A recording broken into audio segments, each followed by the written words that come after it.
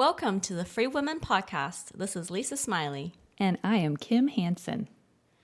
Today we are focusing on COVID-19, specifically what Biden plans on doing in his first 100 days. But I think, with how they are planning the transition and the plans that they have to implement on America, I feel like we're getting a window into what they want to do. And I think it's funny that now they're sharing it after the election. Like, where were all these details before any voting occurred? That is a good question. So now we're getting to see what their plans are and what the policy would be. And I believe that we should take them at their word. The mask is off. Ha ha ha. They want us to put the masks on because they took theirs off. Like, they're showing who they are. So Lisa, tell me about this Biden tweet.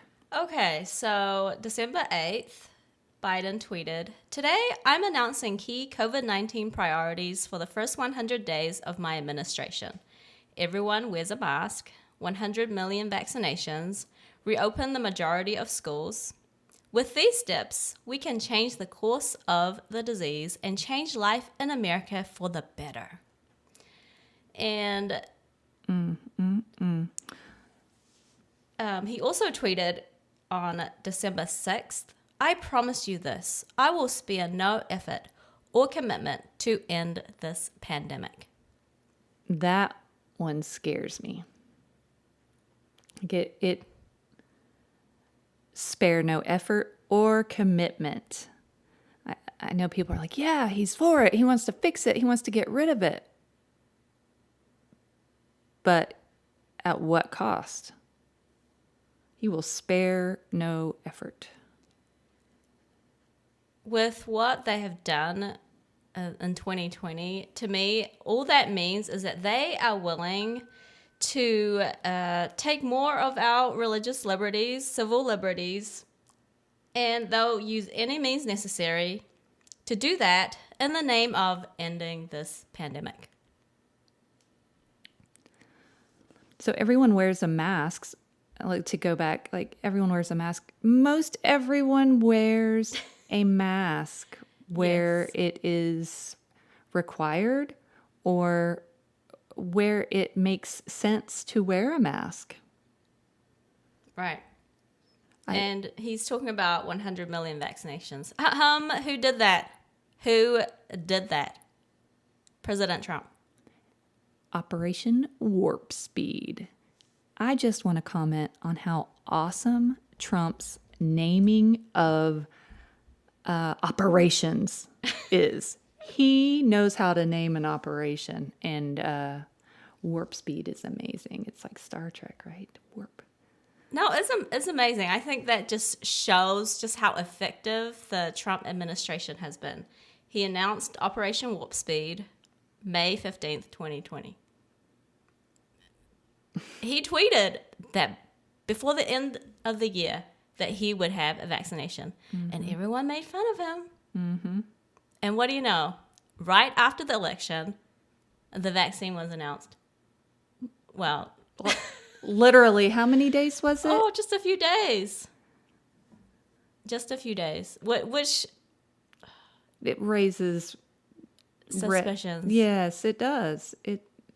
And goodness, I hate that we live in a time where we are like having to question motives so much.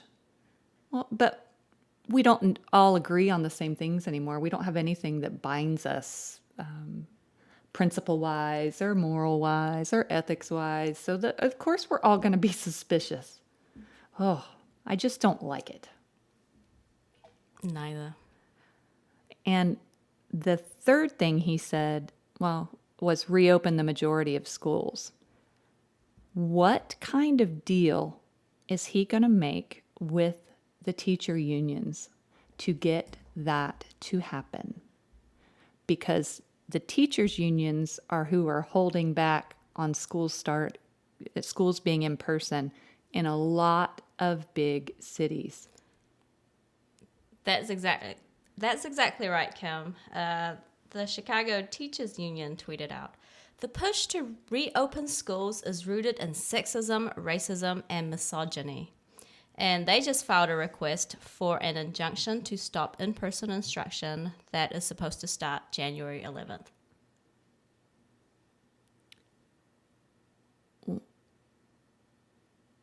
I mean, how does this make sense?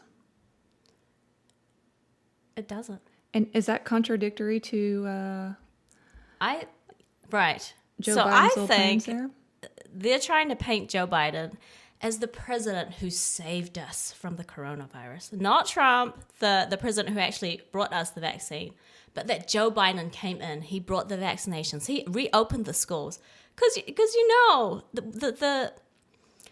the stats, the facts of the matter is that schools are not spreader places. Super spreader events.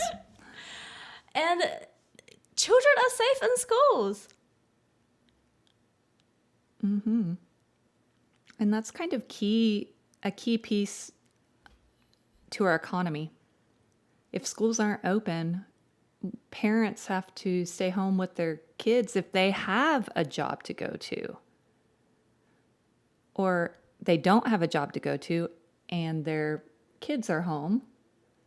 And what if they can't pay for electricity for their computer for distance learning or their internet for distance learning? This is schools being closed, not to mention the toll that it's taking on children's social skills, on their just learning. Think of how much kids lose over the summer. And then now we're looking at March, April, May. They never went back. Then they've kind of gone back, and they want to continue to the teachers unions want to stay closed. Why? Why? Are they using it as a bargaining chip? I don't know. All I know is I don't trust it. They don't have the students' best interest at heart. They have their own comfort and what they want. That's what they want. It's not about the kids. It's about themselves. And I don't know how you show me anything different. I'd be happy to see if I'm missing something. Please, someone show me. But from what I've seen, they just are in it for themselves. I think you're right. And speaking of distance learning, tell me about what happened on a Zoom class. Oh, man. A boy shoots himself in the head on a Zoom. 11 years old, wasn't he?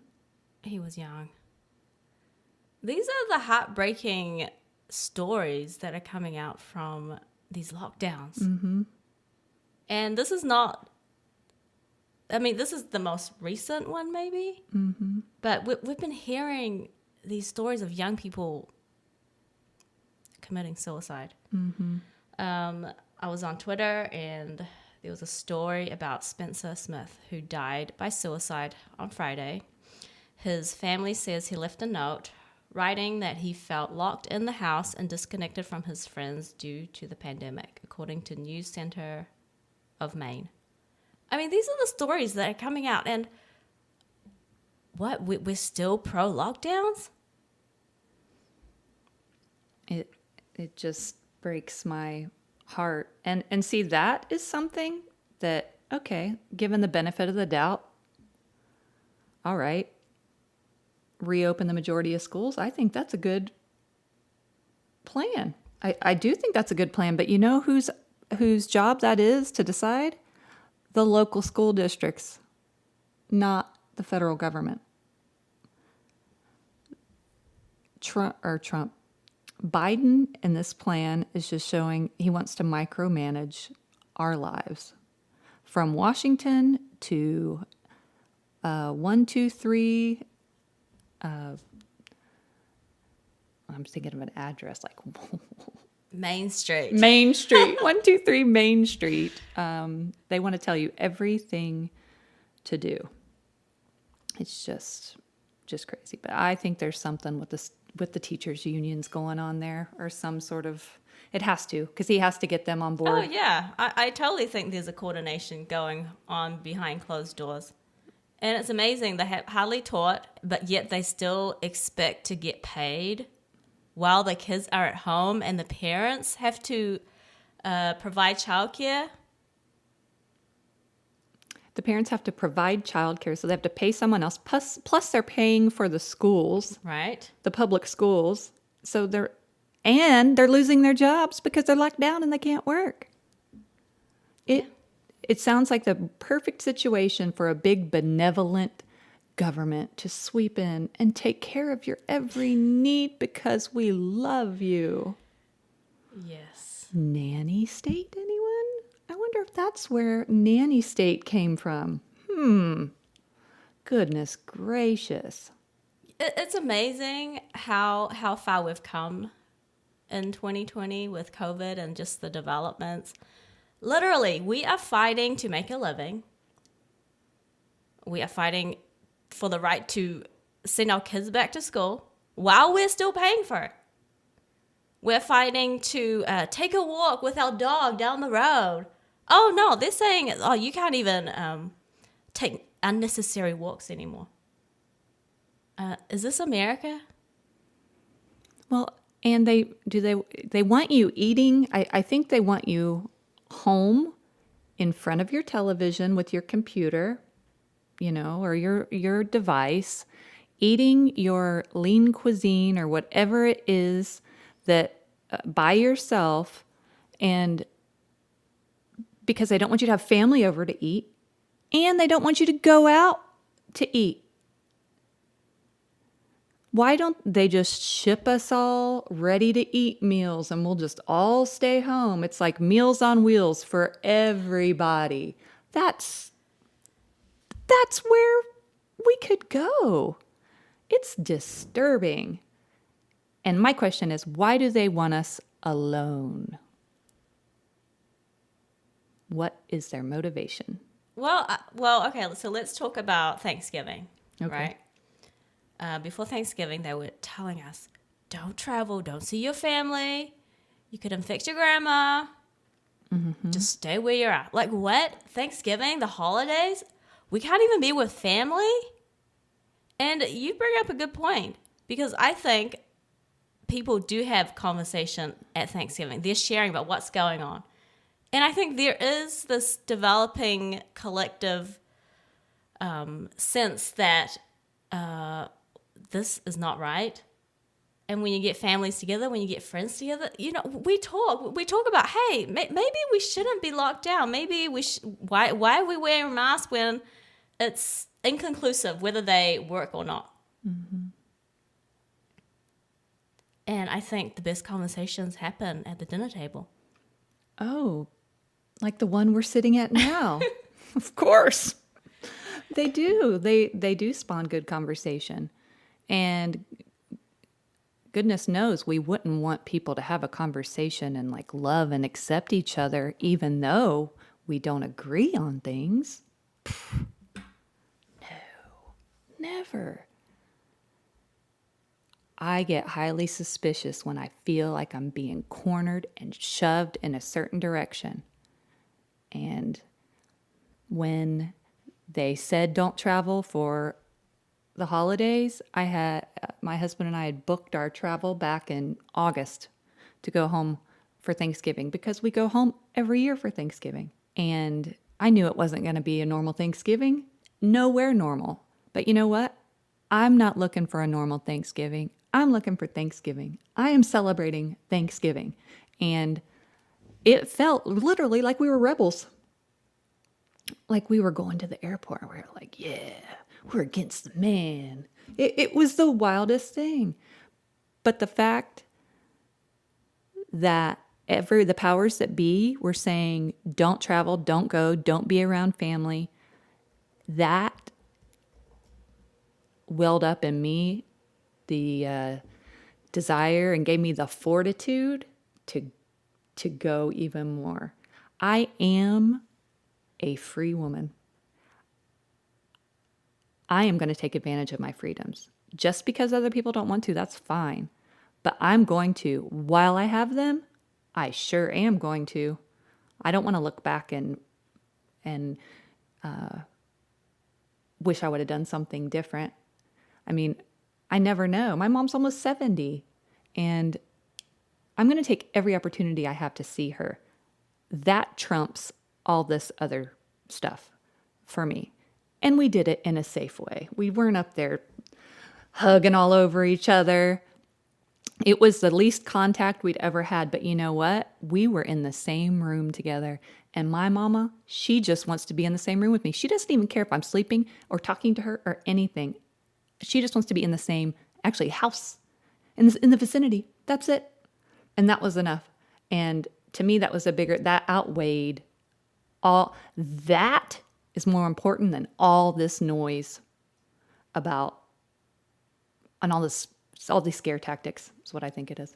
Right. And what's so infuriating about these lockdowns is that the Democrat governors, mayors, and elected officials, they don't even follow their own rules. I mean, you go online and there are scores and scores of reports of them telling us not to travel to see our family for Thanksgiving, turning around and traveling to see their family for Thanksgiving, or reprimanding us on air when they're on TV about wearing masks and how important the mask is. You could save a life. And then they're caught not wearing masks themselves. Or, of course, we have Nancy Pelosi shutting down the salons and then going to a salon and getting her hair done without a mask. So, honestly, it doesn't seem like they're terribly concerned about this virus. And they're not terribly concerned about what we think about them not following the rules. You would think it would have triggered, maybe a few resignations. No, they have no remorse. Yeah, Nancy Pelosi was set up. Yes.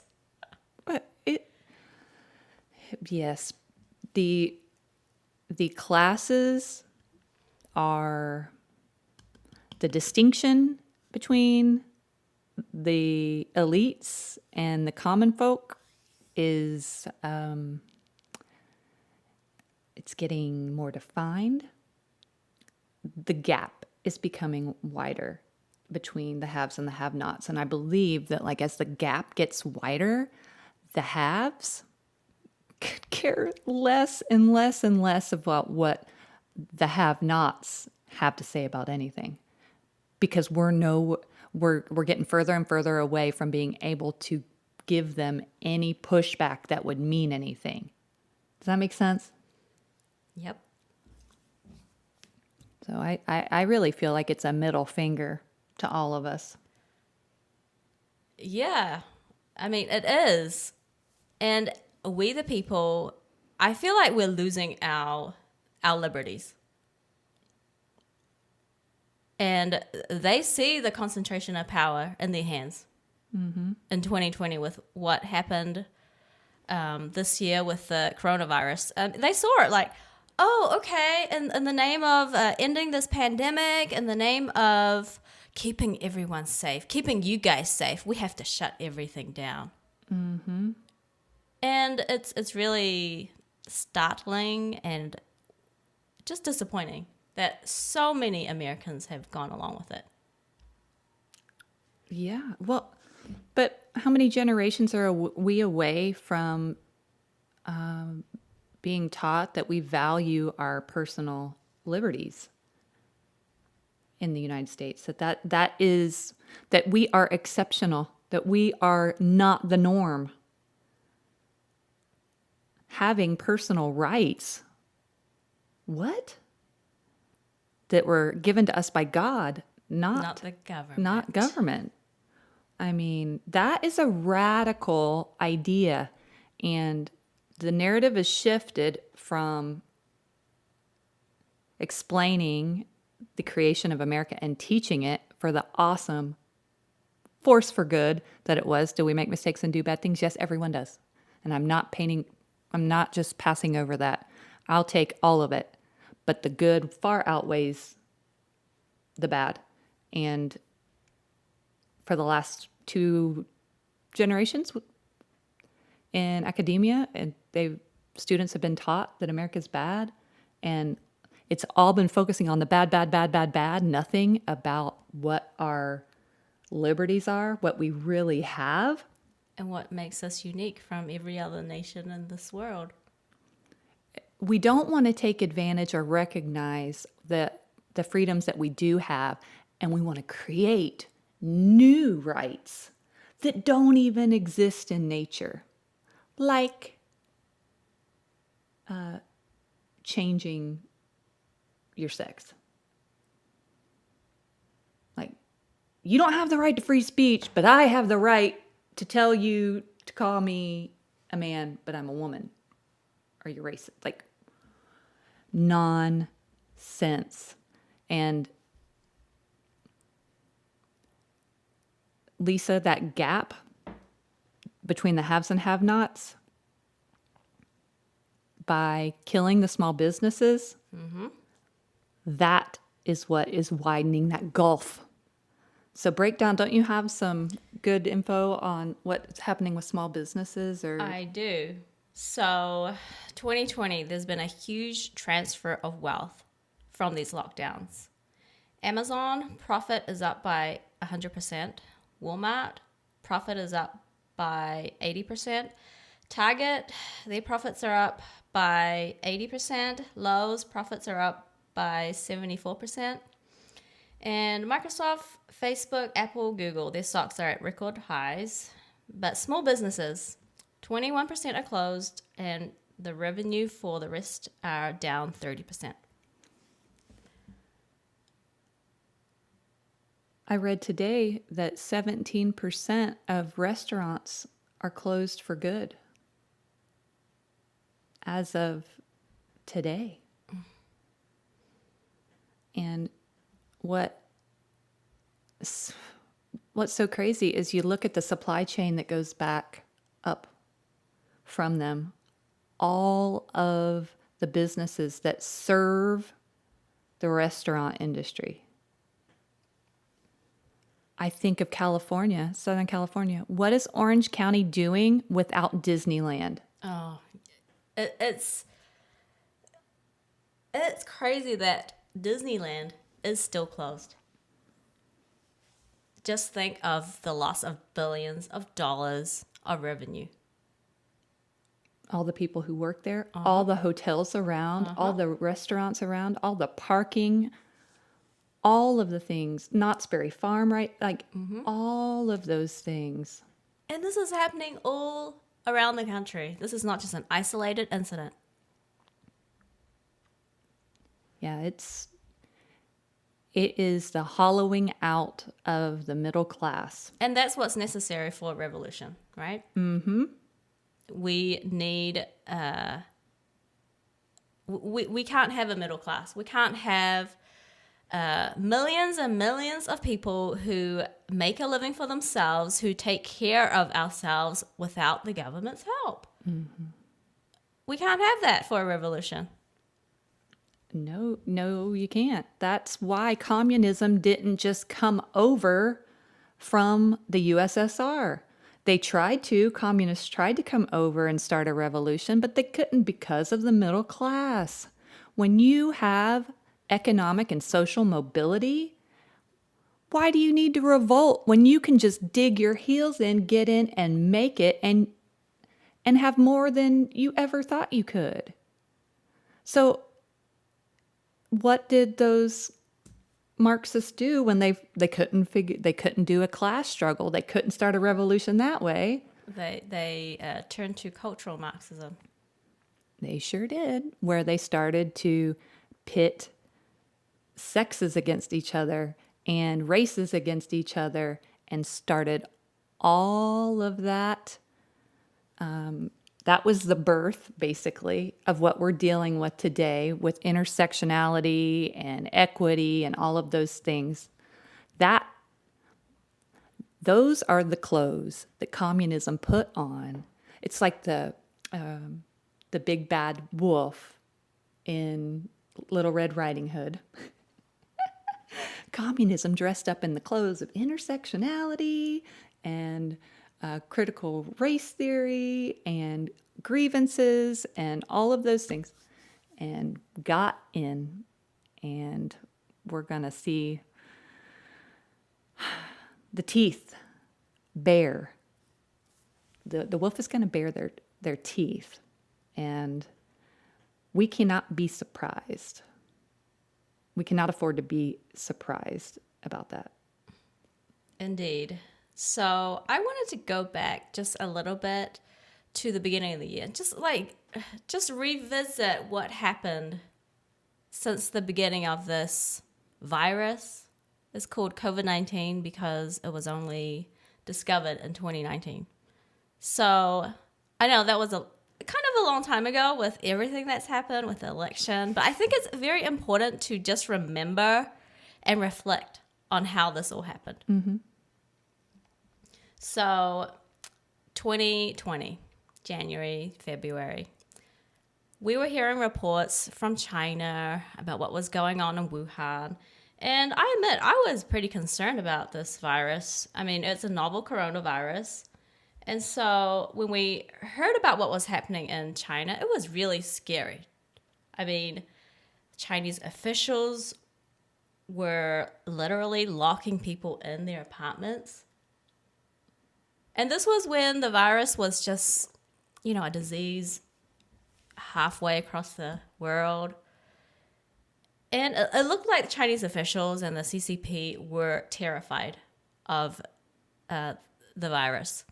And then journalists who were reporting in the city of Wuhan were harassed and silenced, and they disappeared. Just these crazy stories coming out. I mean, this isn't like, some of the other viruses that have also come out of China, like SARS. I mean, it was spreading. That China was in lockdown, and then it jumped to Europe, and just the reports that were coming from Italy. I don't know if you remember, Kimmy, about all the elderly that were dying off. And I was like, wow, what in the world is going on? And then, of course,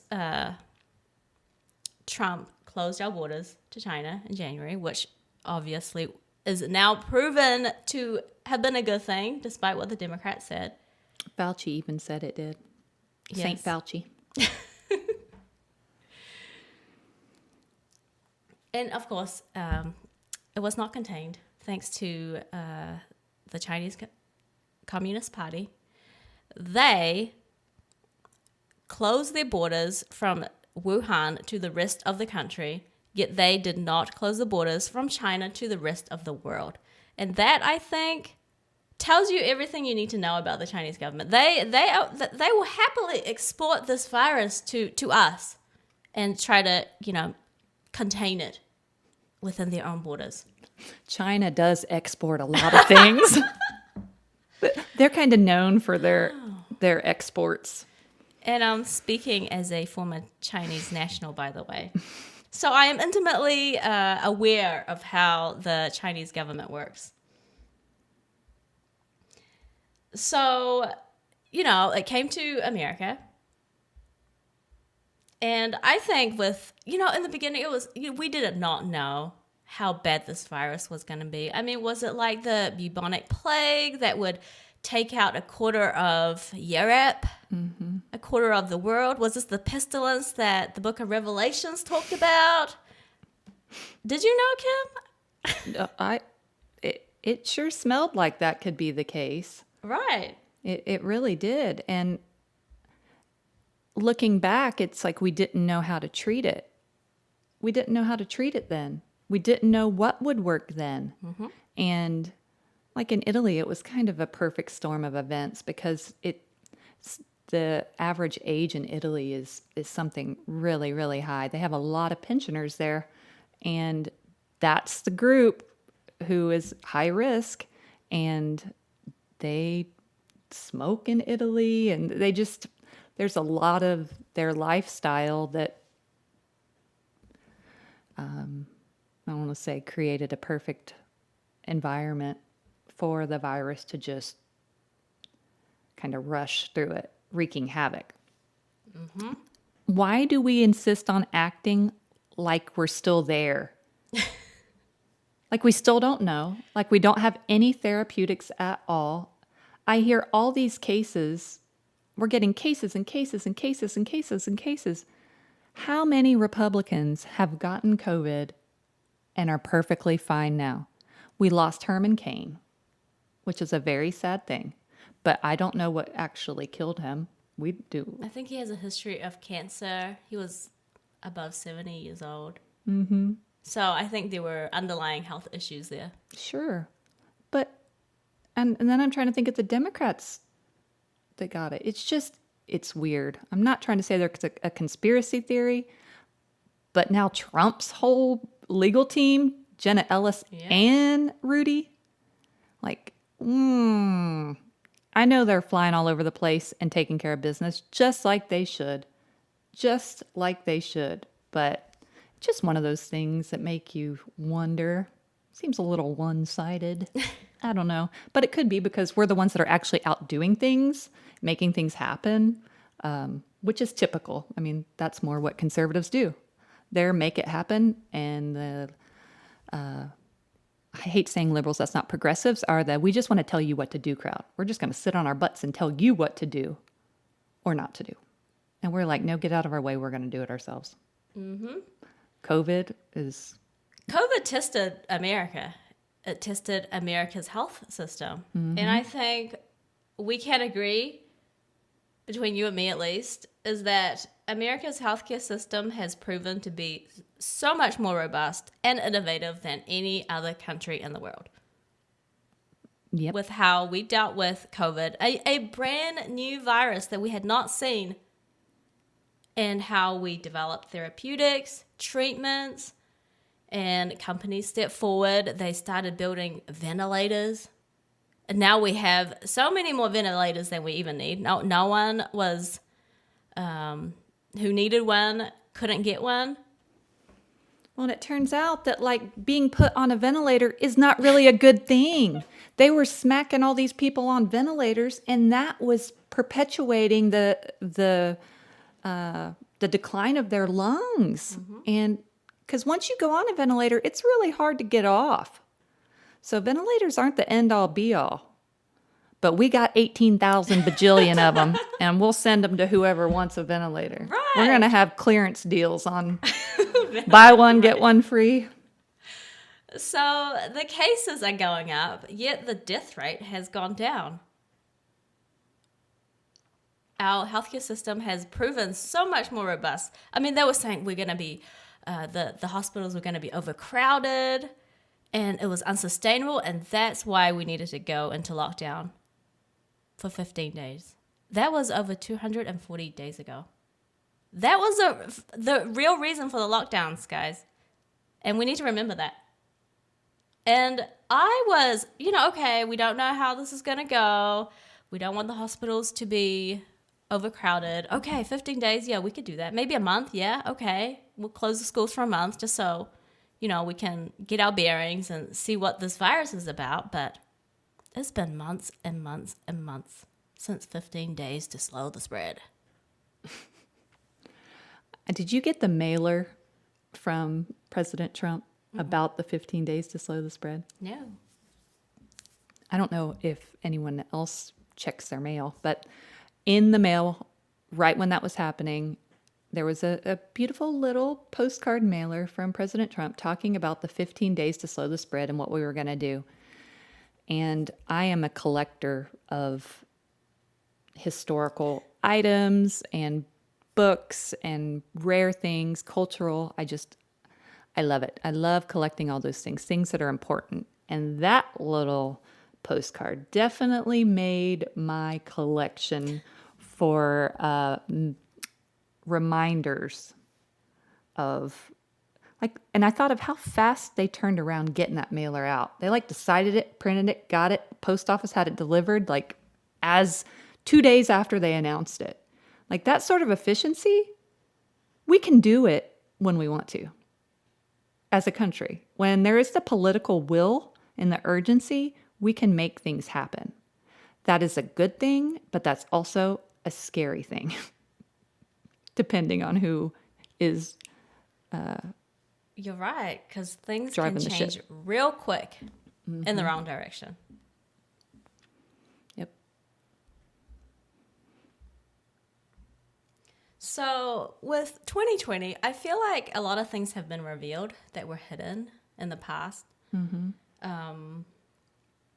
And I think these lockdowns that the Democrat governors and blue states are still pushing for have really exposed to average Americans who don't take much, they don't have time to follow politics. It's really revealed a lot about these Democrats and their plans and what they really think of the American people. They are radical, totalitarian tyrants. Yep. And you know what Benjamin Franklin's motto was? It's amazing. I love it. Hold on. Rebellion to tyrants is obedience to God. Come on, Benjamin Franklin. I would love to hang out with Benjamin Franklin. I bet he was the funnest founding father. Most interesting and funnest. I think. I mean, I don't know. Maybe John Adams was fun too. And No, he seems a little boring, even though he's one of my favorites. yeah, he seemed boring. George Washington, I'd have to sit up straight all the time, and he's so civil. I feel like Benjamin Franklin, you could cut loose a little bit and just have fun. Lisa, I think we would be remiss if we didn't cover, I think, maybe the most passionate issue for you concerning these lockdowns and the reaction to COVID, and that is how the American church has handled all of this. Okay. So I believe, Kim, that the church, God's people, is the hope of the world. And to be honest, I've been really disappointed in the overall church's response to COVID. So in the beginning, they told us that nurses, doctors, healthcare workers and, the grocery stores, these were essential services. These were the essential workers. And they closed the churches. And okay, if it was going to just be for a month, I was okay with doing online church for a month, maybe two. Yet, even as we learned more about this virus, as we developed the therapeutics and treatments that really do work to help people get better, the churches stayed closed. And some churches even announced that they weren't going to open until the end of the year, and we'll see after that.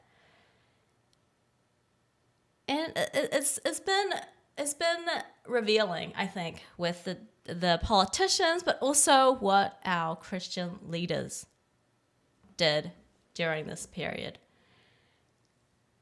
And I mean, a few heroes have emerged. John MacArthur, with him standing up to the California government, telling them, we're not going to stay closed. We're going to have church like usual because we are essential. The science does not say we should stay home, to remain closed. Right. It's funny. The church is asking the government, show me the science. And the government's saying, no, just believe us, have faith. Wait a second, are we doing things backwards? This is backwards land. The government's saying, believe us. Church is saying, give us facts. 2020, man, crazy. Yeah, it's a little upside down. We also had Sean Floyd, who refused to back down. And so he took his events, Let Us Worship events, outdoors all across America. And he's asking God's people, hey, we have a right to worship God. We have the right to assemble. And, he did so many interviews, and I just think, okay, these are the heroes during this time. Pastors and leaders who are willing to stand up to the state, who will obey God over anything that man can say. I mean, there is no COVID exception in our Constitution or in our Bible. God says we cannot neglect gathering together, meeting together, because we are sheep. And the enemy comes and does his work best when we're alone, when we're not together, when we're not with our friends, with our family, with our church body, encouraging each other, supporting each other, laying hands on each other, praying for the sick. All these things are essential if you are a Christian. Essential. Not if nothing else is going on this Sunday at 10 a.m. This is a lifestyle. It is a way of living, and they're trying to tell us that we can't do that. You can't do long distance church. It's not a thing. I'm sorry. It's like having a long distance relationship with your husband or wife. It sucks. It's not the real thing. Yeah. I think of Paul writing all the letters he did and how much rebuking had to go on because of what was happening while he was away. Like, we have to be in community with other believers that will love us and hold us accountable to God. I say hold us accountable to God, but hold us accountable to ourselves and the standard we profess to have. And we are very unique in that fact right now in this nation. There aren't very many, groups, clubs, places, organizations that do what the church does. It just doesn't exist outside of that. And that's why maybe they don't have any understanding at all for what the church is like. They have none. The secular world has no idea what actually, I say, goes on. I don't mean it in a weird, ritualistic way. Just what that lifestyle is really like. And maybe as Christians, we've been bad witnesses, and we haven't been as Christian. Our Christian hasn't been showing in public, so they don't see it and how it manifests. I don't know. Just a thought. What's sad is that too many of our Christian leaders have put fear of the state, fear of the virus, and fear of man over the fear of God. And with so much uncertainty and just how much the nation is gripped with fear, how so many people are living in fear, and we have reports of suicides and drug abuse, alcohol abuse during these times. This is the perfect Kairos moment for the church to step up and to give hope when people are desperate. I mean, millions of people have lost their jobs, lost their businesses. Children are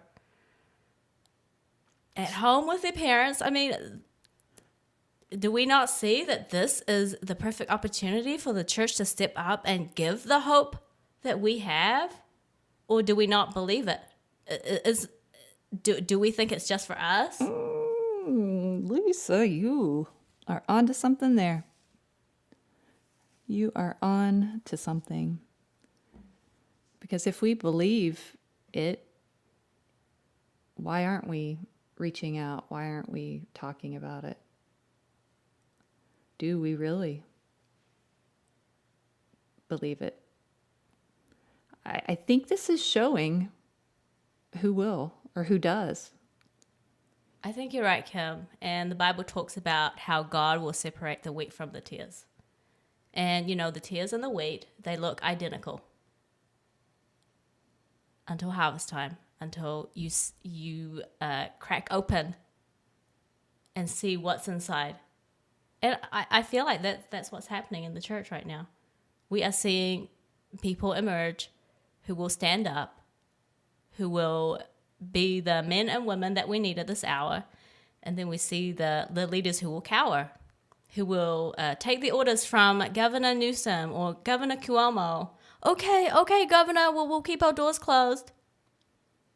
When people are hungry, they're in a state of desperation where I feel like they are open to the gospel. That I agree with that wholeheartedly. Now, there have been wins, like in New York, the Supreme Court of New York, or the Supreme Court said, Yes, thank you, ACB. yeah, said, no, you cannot close churches and synagogues and mosques. So that was good. Thank goodness for that. It's kind of sad that the First Amendment, the freedom of religion, is the stepchild right there. It's like everything else, freedom of press and freedom of assembly, all of those things. But freedom of religion is, whatever. I believe, though, that it is time, and this has been on my heart for a while because I felt it coming. We have to be the body. We really do have to be the body. And that means doing what God has called us to do where we are in our life and in our sphere of influence. And as we, as Christians, love people and pray for people, just love them truly, love them. As I pray, I want them to see Jesus' love for them. I want them to feel that through me, an interaction with me. And if they are looking for answers and they're looking for hope, I know where to point them. And we have to know where to point them, which is to Jesus. And our churches have been fat and sassy for a long time. We have been in the land of milk and honey. I've said it. We have had we could take every class, we could do everything, the best conferences, the best worship, any ministry you could think of. And COVID has put a halt on all of that development, or put a big hindrance on all of that development at the church. And so I feel like what God is really saying with this is like, all right, y'all have been equipped. You've had it. You've had the opportunity to get, I say, right with Him, but also realize who you are in Him and what you can do. And it's now incumbent on us as Christians to take what we have, the freedom that we've gained and what we've learned and our testimonies, and go into and just be who we are, 100% of who we are in Christ, in every interaction we have in this world. That, I believe, is where the revival will happen. And then we have these amazing churches to go to and to send people to. Like, go. These are the places that are standing up, that actually believe in what they profess. And they're healthy places to go and be discipled. But evangelism, and I use that term, some people are like, they think, I don't mean it in some weird, like, raising money kind of way. I just mean it in sharing the love of Christ and introducing people to Him. It's our own individual responsibilities as Christians. And if we really believe the Word of God, that Jesus is the only way, and that he died and rose from the dead and defeated sin in the grave and sits at the right hand of the Father, if we really believe that, we're not so scared. We're not as scared to die as the rest of the world is. I mean, I've noticed with my Christian friends, we are laughing, having fun, we're smiling. This is the most exciting, interesting time to be alive right now. And then I go and I'm around other people and it's like scared and doom and gloom and Yes, you can sense the difference in this lockdown. This virus has really brought that out. God's word says you don't light a lamp and put it under a basket. I'm calling on my Christian friends to remove said basket from their light and just shine exactly where you are. Just do it where you are and let's see what happens. Let's see what happens. I don't want to wait on a church to open to 100% for me to share God's love with people. I'm not waiting on that. Our old model is changing. That old church model it's in the middle of getting changed. So in the meantime, what if we were just actually Christians who did Christian things in our place in the world? That's my idea. Yeah, and I think just the last point I want to make is, we've been reporting on a lot of negative news. And I feel like the narrative is, well, like the Democrats, the progressives, they think COVID was the opportunity to take over, to bring in all these new ideas, these progressive, new ways of doing things. And it is very disappointing. It's very scary. But ultimately, as a Christian, I feel like God always has the last word. And he is able. He is more than able to turn this around for our good. That he is a God of redemption. And despite how 2020 has looked, and, we are, in December. It's almost over. And I think a lot of us can breathe a sigh of relief.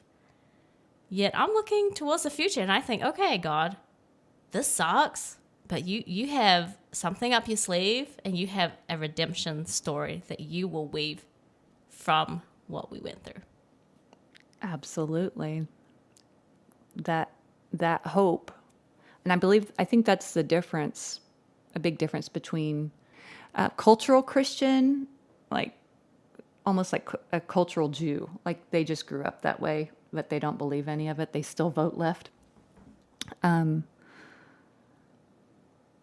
This is an opportunity for the Great Reset and all those things, but God's got a Great Reset in mind too. Amen. And the opportunity is there. This is opportunity.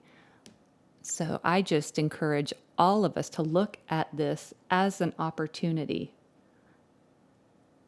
not as some sort of sentence or to give in to despair. Because it's, like Lisa said, God uses all things. All things work together for the good of those who love him and are called according to his purposes. And that is a promise. You can take that to the bank. And God's bank never runs out of money. And he doesn't have to print anymore. His economy is amazing. So anyway, you think that wraps it up, Lise? Yep, I think they'll do it. All right. Thanks for joining us, and we'll see you next time.